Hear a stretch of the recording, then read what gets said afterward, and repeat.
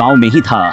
एक अजीब महिला हर दिन एक पुतले को गले लगाकर घर के दूसरे आंगन में खड़ी रहती है। लगता है किसी का इंतजार कर रही है। एक तरफ वह गाना भी गा रहा था, लेकिन किसी ने भी ध्यान नहीं दिया कि उसने क्या गाया। फुगुई और एडन हमेशा उस महिला के हाथ से डॉल छीनने की कोशिश करते, हमेशा उस महिला के पीछे दौड़ लगाते और अंत में अपने माता पिता की मदद से ही उस महिला की नजरों से बच पाते। पीछा करो। और फिर पिता ने फुगुई को कड़ी फटकार लगाई। फुगुई कुछ असहमत था। क्यों नहीं, केवल एक पागल को बुली करना। पिता ने एक लंबी सांस ली और फिर उसे महिला की कहानी सुनाई। कहानी की शुरुआत के बारे में बहुत एक समय की बात है, एक अमीर युवक ने एक गरीब महिला से प्यार किया, लेकिन उस युग में समाज में सामाजिक स्थिति का बहुत महत्व था और वे दोनों कभी स्वीकार नहीं किए जा लड़के के सकते। माता पिता इस प्रेम संबंध के खिलाफ थे, यहाँ तक कि उन्होंने लड़के को अरेंज मैरिज के लिए भी मजबूर किया। लड़का मरते दम तक नहीं माना। चरवाहों ने आदमी को डांटना शुरू किया। आखिर में कोई चारा न बचा, उसे दूसरे आंगन में बंद कर दिया गया ताकि वह न जा सके। उसने महिलाओं से कई बार मुलाकात की। हर शाम वह दूसरे घर के बाहर उनके पसंदीदा गीत को गुनगुनाता। दीवार के उस पार उनके दिल अलग अलग जगहों पर थे। उस रात औरत आदमी के पास आई। दीवार के पार से उसने बताया कि वह वापस आ गई है। आदमी बहुत खुश था और उसने महिला के साथ रहने का दृढ़ संकल्प किया।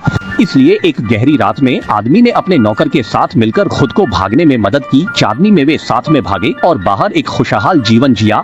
सोचा था कि दोनों हमेशा खुश रहेंगे, लेकिन फिर किसी अनजान ने गलती की।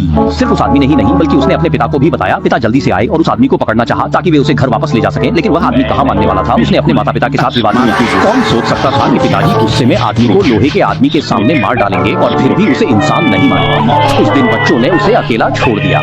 बाहरी महिला अंत में दुख के कारण बच्चे को नहीं रख पाई और पति और संतान को खो देने के दर्द में पागल हो गई।